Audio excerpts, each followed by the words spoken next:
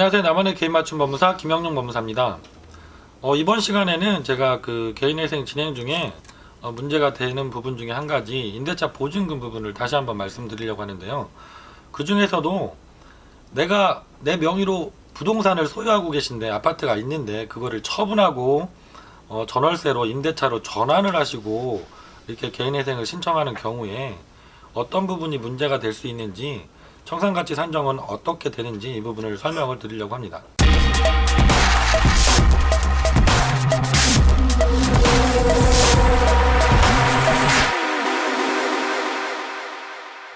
최근에 전국에서 전화가 되게 많이 오시는데, 그 부동산을 소유하신 경우에 이 부동산이 당연히 담보대출을 낀 경우가 많죠. 그래서 개인회생을 신청하시면 오히려 개인회생을 신청하셨다가 부동산이 경매가 되어서 부동산을 오히려 잃어버리게 되는 경우들이 많이 발생을 하게 되니까, 그거를 해결하는 방안 중에 제일 좋은 거는 부동산을 처분을 하고 전월세로 이사를 하시고 신청을 하면 부동산이 경매가 되는 상황도 당연히 생기지 않고, 오히려 청산가치 산정할 때 부동산으로 갖고 계시면 그 내가 시세에서 담보대출 금액을 공제한 모든 금액이 재산으로 잡히지만, 임대차로 전환하고 오시면 지역에 따라서 인정하고 계시는 압류 금지 채권의 범위, 소액 보증금 범위까지는 재산에서 공제를 받으시고 개인회생이 진행이 가능하니까 훨씬 유리하거든요.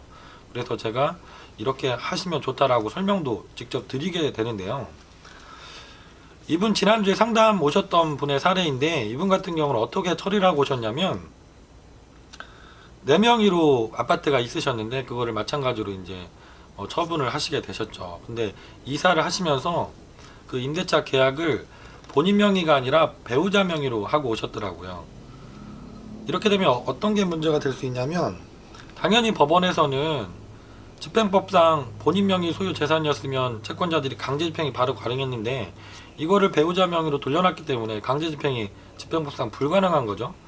이게 자칫하면 개인회생 제도를 악용하는 사례로 이용될 수가 있습니다. 그래서 이렇게 현재는 배우자 명의 보증금이더라도 그 보증금의 출처가 전에 내가 가지고 있던 부동산을 처분해서 마련된 돈으로 배우자 명의로 보증금 계약을 하신 거라고 하면, 이것은 실질적으로 채무자 본인의 재산이라고 파악을 하십니다.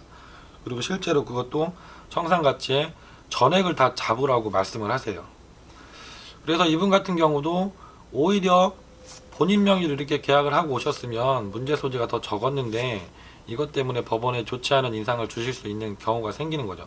물론 이런 것들을 모르시니까 그렇게 하고 오시죠. 그리고 당연히 내 명의로 또 해놓으면 압류가 들어오고 할 것 같으니까 그렇게 당연히 하고 오시는 경우입니다.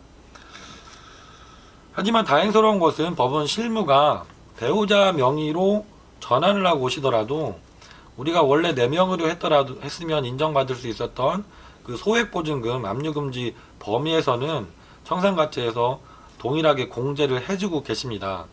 내 명의로 보증금이 들어가 있던, 배우자 명의로 들어가 있던 그 부분에서는 동일하게 실무상 처리를 해주고 있는 부분은 다행스러운 일입니다.